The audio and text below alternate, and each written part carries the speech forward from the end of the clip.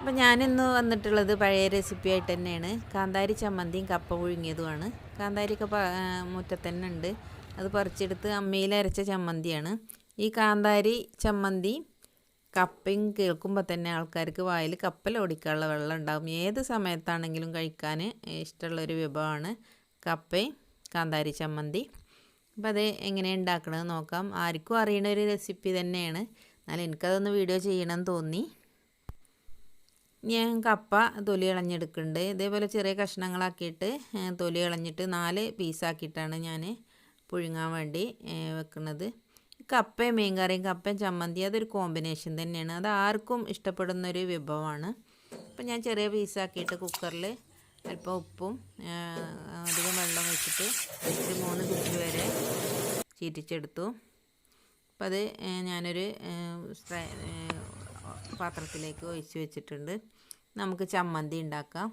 ഞാൻ കാന്താരി, ചെറിയ ഉള്ളി, ഉപ്പ് എടുത്തിട്ടുണ്ട്. നമുക്ക് എത്രയാണ് ആവശ്യം എന്ന് വെച്ചാൽ അതിനനുസരിച്ച് ഉള്ളിയും കാന്താരി എടുക്കണം. കാന്താരി നല്ല എരിവുള്ളതാണ്, അപ്പോൾ എരിവിനനുസരിച്ച് എടുത്താൽ മതി. അപ്പോൾ ഞാൻ അമ്മിയൊക്കെ കഴുകി വെച്ചിട്ടുണ്ട്. ആദ്യം ഉള്ളിയാണ് ചതച്ചെടുക്കുന്നത്. ഉള്ളി അരിഞ്ഞതിന് ശേഷം കാന്താരി ചതച്ചാൽ മതി. അപ്പോൾ ഉള്ളിയൊക്കെ അമ്മയിലേക്ക് ഇട്ടിട്ടുണ്ട്. ഈ ഒരു റെസിപ്പി പറഞ്ഞാൽ ഏത് തട്ടുകടയിലും 5 സ്റ്റാറിലും ഒന്നും കിട്ടാത്തൊരു വിഭവമാണിത്. ഇത് മിക്ക ആളുകളും ഉണ്ടാക്കി കഴിക്കുന്നൊരു വിഭവമാണ്. അത് ഇഷ്ടപ്പെടാത്ത ആരും ഉണ്ടാവില്ല.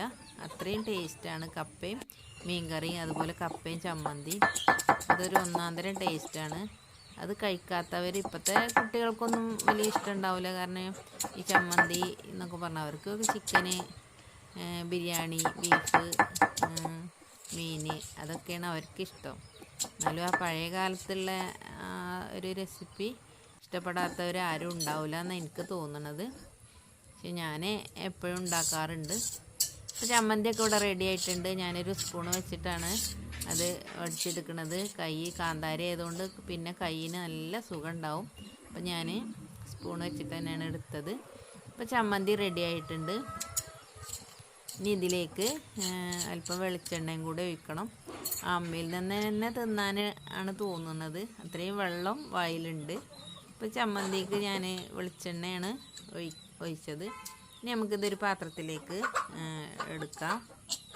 ഈ ഒരു ലോക്ക്ഡൗൺ സമയത്ത് മിക്കവാറും ആൾക്കാരുടെ വീട്ടിലും കപ്പയും മീൻകറിയും കപ്പയും ബീഫും കപ്പയും ചമ്മന്തിയും കഴിക്കാത്തവരുണ്ടാവില്ല.